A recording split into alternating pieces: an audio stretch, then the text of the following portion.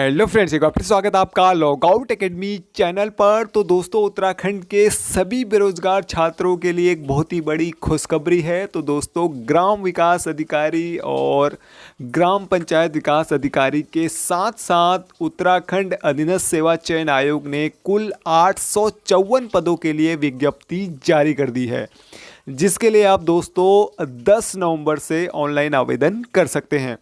तो दोस्तों, कौन कौन से पद निकले हैं, क्या है इन पदों के लिए योग्यता और आयु, सारी जानकारी के लिए हम जो पूरा नोटिफिकेशन उत्तराखंड अधीनस्थ सेवा चयन आयोग ने जारी किया है उसको एक बार पढ़ लेते हैं। तो दोस्तों, जैसा कि आप देख रहे हैं, उत्तराखंड अधीनस्थ सेवा चयन आयोग द्वारा ये विज्ञापन जारी किया है और विज्ञापन जारी करने की जो डेट है वो है आपकी 6 नवंबर 2020। ठीक है, तो यहाँ पे लिखा है चयन हेतु विज्ञापन।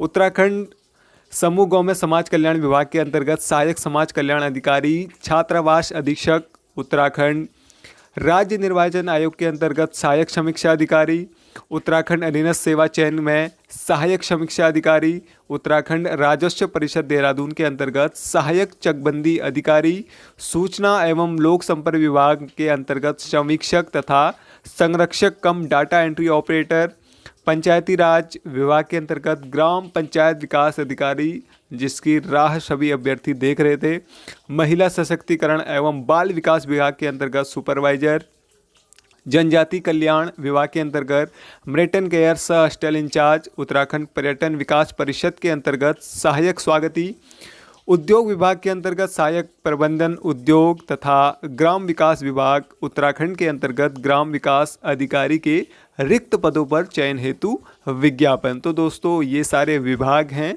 जहां पे ये पद निकले हुए हैं। टोटल 854 पद हैं दोस्तों, और यहाँ पे जो इम्पोर्टेंट डेट हैं इन पदों के लिए वो भी मैं आपको बता देता हूँ। तो रिक्तियों की संख्या घटाई या बढ़ाई जा सकती है। विज्ञापन प्रकाशन की तिथि, तो दोस्तों आज ये विज्ञापन जारी हुआ है। ऑनलाइन आवेदन की प्रारंभ तिथि यानी कि आप 10 नवंबर से इसके लिए आवेदन कर सकते हैं, और इसके लिए आवेदन की अंतिम तिथि जो होगी वो होगी दोस्तों 24 दिसंबर 2020। ठीक है, और परीक्षा शुल्क नेट बैंकिंग डेबिट कार्ड द्वारा जमा करने की अंतिम तिथि जो है वो 26 दिसंबर 2021 है, और लिखित परीक्षा का अनुमानित समय होगा आपका मई 2021। तो मई 2021 में ये एग्ज़ाम हो सकते हैं। तो समूह गांव में समाज कल्याण विभाग के अंतर्गत सहायक समाज कल्याण अधिकारी के यहाँ पे 35 पद रिक्त हैं। वहीं छात्रावास अधीक्षक जो है उसके 3 पद हैं, और सहायक समीक्षा अधिकारी के 1 पद, और यहाँ पे सहायक समीक्षा अधिकारी के 2 पद उत्तराखंड अधीनस्थ सेवा चयन के अंतर्गत जो हैं।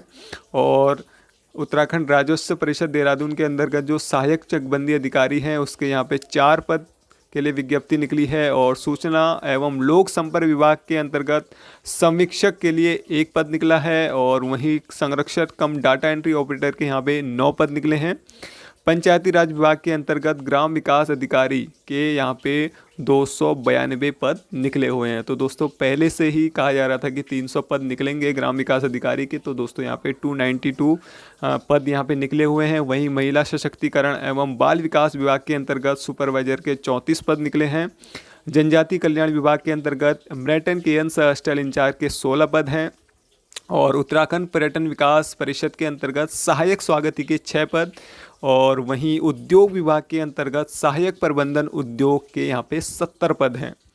तथा ग्राम्य विकास विभाग उत्तराखंड के अंतर्गत जो ग्राम विकास अधिकारी के पद हैं वो हैं दोस्तों 381 पद। तो दोस्तों, यहाँ पे बहुत ही बड़ी वैकेंसी कह लीजिए आप उत्तराखंड के सभी युवाओं के लिए। टोटल यहाँ पे जो पद हैं वो है 854। सीधी भर्ती द्वारा चयन हेतु ऑनलाइन आवेदन पत्र आमंत्रित किए जाते हैं। इच्छुक अभ्यर्थी आयोग की वेबसाइट पर दिनांक 24 दिसंबर तक ऑनलाइन आवेदन कर सकते हैं। तो दोस्तों, आवेदन करने के लिए OTR आपको करना होगा, जो पहले से ही चलता आ रहा है। तो दोस्तों, देख लेते हैं कि किस कैटेगरी के लिए कितने पद यहाँ पे रिक्त हैं, और किस विभाग में जो पद हैं उनके लिए क्या योग्यता मांगी गई है। ठीक है, तो अभ्यर्थी आवेदन पत्र भरने से पूर्व विज्ञप्ति के अंत में दिए गए निर्देशों को भली भांति अवश्य पढ़ लें। तो सबसे पहले बात करते हैं सहायक समाज कल्याण अधिकारी के 35 पद यहाँ पे रिक्त हैं। ठीक है, तो समाज कल्याण अधिकारी समाज कल्याण विभाग के अंतर्गत। ठीक है, तो यहाँ पे कैटेगरी वाइज जो पद हैं वो रिक्त हैं, तो आप इसको देख सकते हैं। तो दोस्तों इसका जो नोटिफिकेशन है उसका लिंक मैं आपको दे दूंगा डिस्क्रिप्शन में, वहाँ से आप इसको डाउनलोड कर लीजिएगा। ठीक है, तो पद का स्वरूप जो होगा राजपत्रित, स्थायी, अंशदायी, पेंशन युक्त। शैक्षिक अर्हता जो इसके लिए मांगी गई है वो मानी गई है, पहला तो है भारत में विधि स्थापित किसी विश्वविद्यालय अथवा दो विश्वविद्यालय से भिन्न ऐसी संस्था जिसे विधि के अधीन विश्वविद्यालय के रूप में मान्यता प्राप्त हो या घोषित किया हो गया हो, अथवा भारत सरकार मान्यता किसी विशेष विद्यालय से स्नातक की उपाधि होनी चाहिए आपके पास सहायक समाज कल्याण अधिकारी के पद के लिए। वहीं छात्रावास अधीक्षक जो है उसके 3 पद रिक्त हैं, तो रिक्त पद के आप जो देख लीजिएगा आरक्षण के अनुसार। और यहाँ पे जो शैक्षिक अर्हता मांगी गई है छात्रावास अधीक्षक के लिए वो मांगी गई है स्नातक, इसमें भी स्नातक मांगी गई है। ठीक है, और यहाँ पे लिखित परीक्षा के अंक समान प्राप्त आने पर जो अभ्यर्थी की आयु अधिक होगी उसको पहले वरीयता दी जाएगी। ठीक है, तो सहायक समीक्षा अधिकारी के 1 पद रिक्त है और इसके लिए जो शैक्षिक अर्हता है वो है दोस्तों स्नातक की उपाधि। ठीक है, और कंप्यूटर हिंदी टंकन में न्यूनतम 4000 की डिप्रेशन प्रति घंटा की गति होना आवश्यक है। ठीक है, और बात करते हैं सहायक समीक्षा अधिकारी की जिसके 2 पद यहाँ पे रिक्त हैं और उसके लिए भी यहाँ पे जो शैक्षिक अर्हता है वो है विश्वविद्यालय से स्नातक की उपाधि। ठीक है, कंप्यूटर पर हिंदी टंकन में न्यूनतम 400 kbps परीक्षण तथा 1 विंडो तथा इंटरनेट, और दूसरा है MS वर्ड होना चाहिए, MS एक्सेल और MS पावर पॉइंट की तकनीकी का इसका ज्ञान होना चाहिए आपके पास। ठीक है, और बात करते हैं सहायक चकबंदी अधिकारी जिसके यहाँ पे 4 पद रिक्त हैं, उसकी जो शैक्षिक अर्हता है वो है स्नातक। ठीक है, और बात करें संवीक्षक की जिसका 1 पद है, उसके लिए शैक्षिक अर्हता है यहाँ पे मान्यता प्राप्त अर्हता जिसमें हिंदी एक विषय रहा हो या रखता हो और माध्यमिक शिक्षा परिषद की इंटरमीडिएट परीक्षा या सरकार द्वारा उसके समक्ष मान्यता प्राप्त परीक्षा में किसी परीक्षा में अंग्रेजी एक विषय रहा हो उत्तीर्ण होना चाहिए, तो इसके लिए मांगी गई है इंटर पास। और वहीं संरक्षक कम डाटा ऑपरेटर जिसके 9 पद रिक्त हैं उसके लिए भी मांगा गया है यहाँ पे इंटरमीडिएट की परीक्षा पास होनी चाहिए, हिंदी एक विषय हो या अंग्रेजी एक विषय रहा हो आपका। ठीक है, बात करें सबसे इम्पोर्टेंट जो पद है यहाँ पे सभी के लिए ग्राम पंचायत विकास अधिकारी जिसके 292 पद रिक्त हैं। ठीक है, तो देखिए रिक्त पद की संख्या और कैटेगरी वाइज किसके कितने पद यहाँ पे मिल रहे हैं।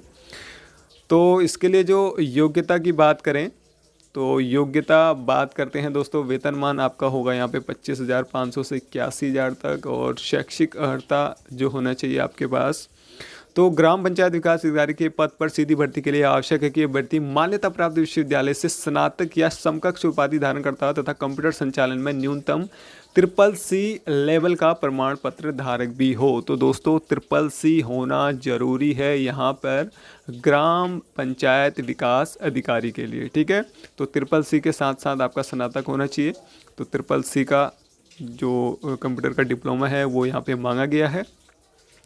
बात करें सुपरवाइज़र, ठीक है, तो यहाँ पे 34 पद रिक्त हैं और उसके लिए जो शैक्षिक अर्हता यहाँ पे मांगी गई है विधि द्वारा स्थापित किसी विश्वविद्यालय से रूप में समाज शास्त्र या समाज कार्य गृह विज्ञान पोषण में बाल विकास के साथ कला में स्नातक की उपाधि या सरकार द्वारा उसके समकक्ष मान्यता प्राप्त कोई उपाधि रखता हो। ठीक है, बात करें मेटन केयर हॉस्पिटल इंचार्ज जिसके 16 पद यहाँ पे रिक्त हैं, उसके लिए जो शैक्षिक अर्हता मांगी गई है, तो दोस्तों वेतन और पद का स्वरूप आप खुद देख लीजिए, मेन है यहाँ पे शैक्षिक अर्हता। ठीक है, तो यहाँ पे स्नातक की उपाधि मांगी गई है यहाँ पे मेटन केयर हॉस्पिटल इंचार्ज के लिए पदों के लिए।